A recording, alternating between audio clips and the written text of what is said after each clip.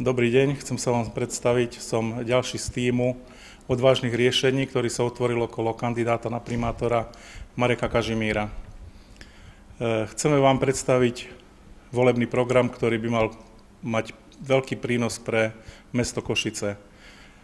Chceme začať robiť poriadok na mestskej časti Luník 9, pretože táto mestská časť je veľkým problémom mesta a nastal čas, kedy tento problém treba začať riešiť.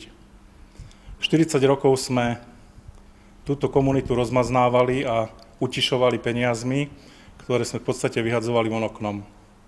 Raz už začať treba. Skôr ako tento problém začne riešiť nás, ktorí sme v tomto meste majoritou. Počúvame slova o tom, že sme rasisti. Nie sme rasisti. Chceme sa len správať rovnako ku všetkým obyvateľom mesta Košíc. Nechceme nikoho zvýhodňovať, nikoho viesť za ručičku. Každý sa musí vedieť postarať sám o seba.